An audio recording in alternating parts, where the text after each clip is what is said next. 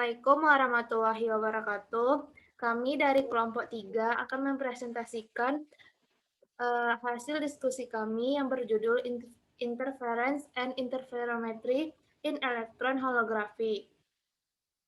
Baiklah, sebelumnya perkenalkan nama saya Nora Nazifah sebagai moderator, Vivi Wulandari sebagai pemateri, Alwina Friandi sebagai pemateri, Dea Dinda Ramadhani sebagai pemateri, Guru Eko Saputro sebagai pemateri, Julio Fajar Kolotosa sebagai pemateri, Rahmat Al-Hidayah sebagai pemateri, dan Suci Anwar sebagai pemateri. Baiklah, langsung saja kita langsung ke pemateri yang pertama, yaitu prinsip holografi yang akan dijelaskan oleh Vivi. Kepada Vivi, dipersilahkan. Baiklah, di sini saya akan menjelaskan prinsip dari holografi. Holografi itu merupakan suatu teknik yang memungkinkan cahaya dari suatu benda yang tersebar direkam dan kemudian dikonstruksi sehingga objek seolah-olah berada pada posisi yang relatif sama dengan media rekaman yang direkam. Gambar berubah sesuai dengan posisi dan orientasi dari perubahan sistem pandangan dalam cara yang sama seperti saat objek itu masih ada. Sehingga gambaran yang direkam akan muncul secara 3 dimensi yang biasa disebut dengan hologram. Seperti gambar di bawah ini merupakan prinsip holografi of axis. Yang A itu merupakan dari perekaman hologram dan B itu merupakan rekonstruksi dari hologram. Prinsip dari holografi yang pertama itu ada interferometri 2 gelombang sebagai holografi. Holografi itu memerlukan prosedur 2 langkah. Yang pertama itu merekam hologram, dan kedua itu merekonstruksi data gambar untuk mengambil informasi fase gelombang dari hologram. Yang kedua, gambar 1 menunjukkan diagram skema holografi of axis dan Fresnel tanpa perangkat optik yang ditempatkan di antara objek dan hologram.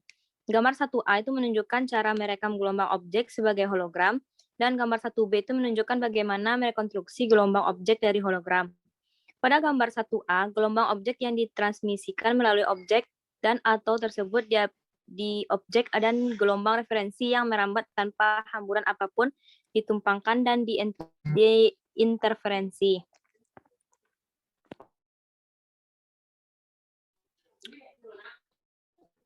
Selanjutnya film tempat pola interferensi itu sendiri disebut hologram. Untuk merekonstruksi gelombang objek dari hologram, gelombang lain disinari dan salah satu gelombang difraksi dipilih dan dicitrakan sebagai gelombang objek yang dikonstruksi.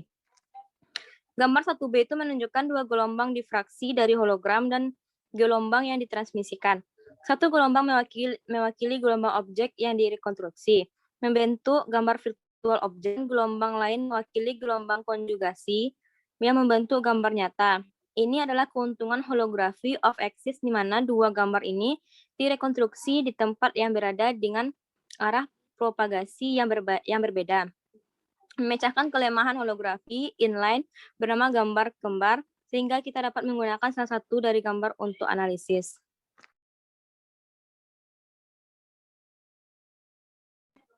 Kategorisasi holografi. Dalam kebanyakan holografi elektron, spesimen dicitrakan dalam kondisi tidak fokus pada hologram, dan gelombang referensi ditumpangkan pada citra spesimen. Oleh karena itu, jarak rambat antara spesimen dan gambar hologram F yang sering disebut dengan jarak di luar fokus. Secara efektif, 0. Jenis holografi ini disebut juga dengan holografi gambar. Baik mikrograf biasa maupun hologram dapat diamati dan direkam dalam eksperimen yang sama dalam mikroskop elektron. Untuk pengamatan magnetisasi, kondisi di luar fokus untuk F diadopsi untuk mikroskop Lorentz di bawah mode Fresnel. Lebih mudah untuk mengkategorikan sistem optik untuk holografi dalam Hauff. Tabel 1 itu menunjukkan kategorisasi holografi.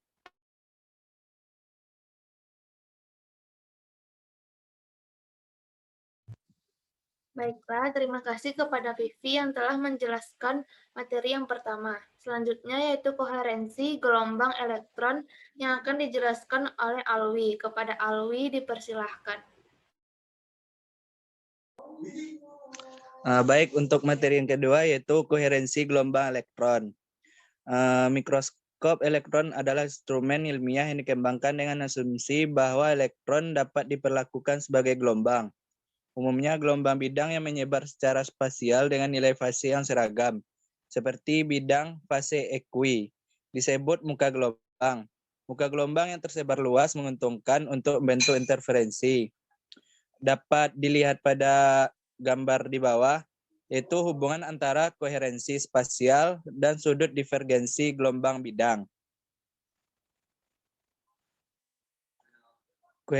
Koherensi spasial pada gambar 2 menunjukkan diagram skematik di mana satu gelombang bidang merambat dari kiri ke kanan pada sumbu optik dan dua gelombang bidang merambat dengan sudut kemiringan, yaitu sudut semi divergensi sebesar plus minus beta ke sumbu optik ditumpangkan. Selanjutnya itu koherensi temporal dapat dilihat pada skema di bawah ini, yaitu pada gambar 3 menunjukkan diagram skematik di mana satu gelombang bidang merambat sepanjang sumbu optik dengan penyebaran dalam panjang gelombang. Ketika jarak dari titik P di pusat sumbu optik ke depan atau belakang arah rambat diperbesar. Bidang ekifase bercampur karena perbedaan panjang gelombang, yaitu lambda plus minus delta lambda. Kemudian jarak lebih jauh dari jarak akut. Bidang ekuifase depan dan belakang dari gelombang bidang dicampur. Dan kemudian muka gelombang tidak dapat lagi didefinisikan. Baik, dikembalikan ke moderator.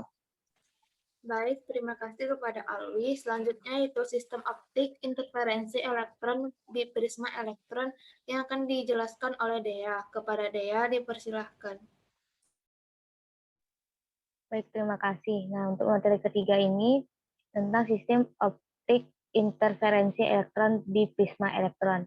Nah, biprisma elektron ditemukan pada tahun 1955 oleh Mollesen dan Duker, dan itu adalah perangkat optik elektron yang sangat diperlukan untuk optik interferensi sebagai pembagi berkas untuk berkas elektron. Nah, ini memiliki efek memisahkan berkas elektron yang datang menjadi dua berkas elektron yang dan membelokkannya secara linear ke arah konvergen atau ke arah divergen seperti yang ditunjukkan pada gambar di bawah. Nah, biprisma elektron tipe elektrostatik adalah terdiri dari elektroda filamen konduktif dan elektroda plat paralel yang di kedua sisi elektron filamen. Nah, untuk lebih jelasnya bisa dilihat pada gambar di bawah.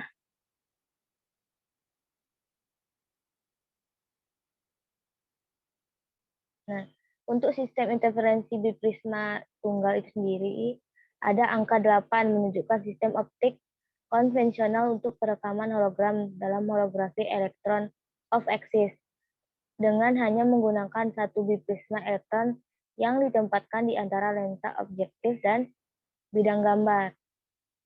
1, 2. Nah, pada gambar di bawah ini. Nah, untuk sistem interferensi biprisma ganda, gambar 9 menunjukkan sistem optik untuk holografi elektron biprisma ganda. Elektroda filamen dari biprisma elektron atas ditempatkan pada bidang gambar atau ruang nyata dari lensa objektif.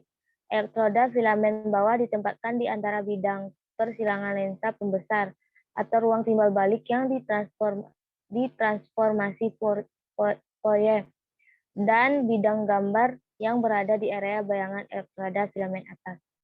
Nah, saya kembalikan ke moderator.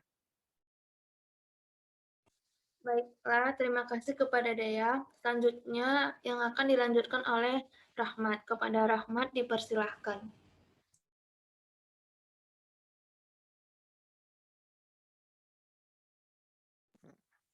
Baiklah, untuk selanjutnya yaitu sistem optik interferensi elektron biprisma elektron, yang dimana ada 3 sistem interferensi.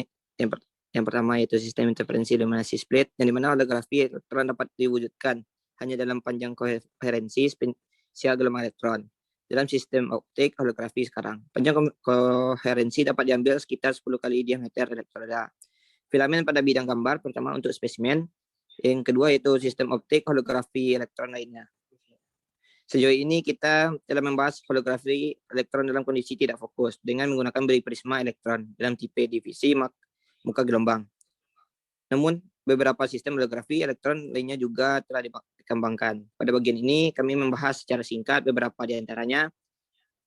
Yang ketiga yaitu holografi tipe pembagian amplitudo, yang dimana interferometri elektron tipe pembagian amplitudo, interferometri elektron tipe Mann-Zehnder dikembangkan sebelum penemuan prisma elektron. 2 atau 3 film tipis kristal tunggal digunakan sebagai pemecah berkas, sebagai pengganti setengah cermin dalam optik cahaya. Selanjutnya itu holografi TP pemindaian. Berkas elektron dipecah menjadi 2 atau lebih berkas dalam sistem optik kondensor di atas spesimen, dan titik berkas terbentuk pada posisi spesimen. 2 titik sinar yang dipilih dipindai pada dan di sekitar spesimen secara bersamaan.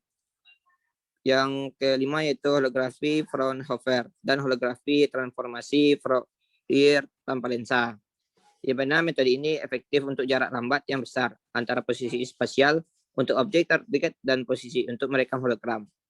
Hal ini sangat efektif untuk holografi elektron ketika difraksi elektron sudut kecil terlibat. Misalnya pengamatan balok pusaran, bahan magnetik dan gelombang difraksi. Yang keenam, sistem rekonstruksi. Dari mana itu sistem rekonstruksi holografi elektron terkait erat dengan sistem optik perekaman hologram.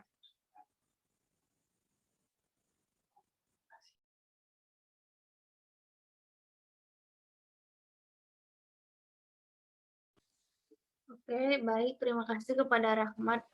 Selanjutnya yaitu metode transformasi Fourier yang akan dijelaskan oleh Julio Fajar Kolotosa. Kepada Julio dipersilahkan. Terima kasih kepada moderator yang telah memberikan saya kesempatan untuk menjelaskan materi tentang sistem optik interferensi elektron prisma elektron. Pertama, metode transformasi Fourier. Metode ini adalah metode umum untuk merekonstruksi hologram elektron. Gambar 14 menunjukkan prosedur metode rekonstruksi Fourier. Gambar 14 itu prosedur metode rekonstruksi transformasi Fourier. A. Interferogram atau hologram. Yang B itu spektrum daya, yang C sideband setelah pemangkasan, yang D citra amplitudo dan citra fasa yang direkonstruksi, dan E interferogram. Selanjutnya itu metode pergeseran fase. Hologram elektron terdiri dari gambar spesimen yang dikembangkan dengan pinggiran referensi seperti interferogram, sehingga beberapa metode analisis pinggiran telah dikembangkan untuk mendapatkan hologram. Selanjutnya dikembalikan kepada moderator. Terima kasih kepada Julio. Selanjutnya yaitu kesimpulan yang akan dibacakan oleh Suci Anwar. Kepada Suci dipersilahkan. Terima kasih kepada moderator. Jadi kesimpulan dari presentasi kami kali ini adalah yang pertama, teknis untuk penerapan holografi elektron seperti pada fisika gelombang elektron, optik interferensi, interferometri, dan juga metode rekonstruksi. Yang kedua yaitu sifat dan ciri gelombang elektron dapat dipahami menggunakan analogi yang menggunakan gelombang cahaya dan juga holografi elektron yang dianggap sebagai interferometri dengan tipe pembelahan fase yang menggunakan biprisma elektron. Selanjutnya, holografi elektron tidak hanya digunakan sebagai verifikasi eksperimen yang telah dilakukan interferometri gelombang cahaya, namun eksperimen yang baru hanya dapat direalisasikan oleh gelombang elektron seperti contoh pada pengamatan medan elektromagnetik, dinding domain magnetik, kuanta flux magnet superkonduktor, dan juga konfirmasi percobaan efek Aharonov-Bohm.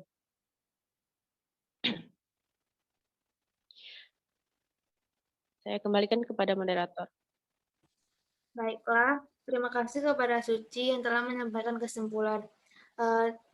Baiklah, mungkin itu aja yang dapat kami sampaikan. Kurang lebih mohon dimaafkan, apabila ada kesalahan mohon dimaafkan. Assalamualaikum warahmatullahi wabarakatuh. Waalaikumsalam warahmatullahi wabarakatuh. Waalaikumsalam warahmatullahi wabarakatuh.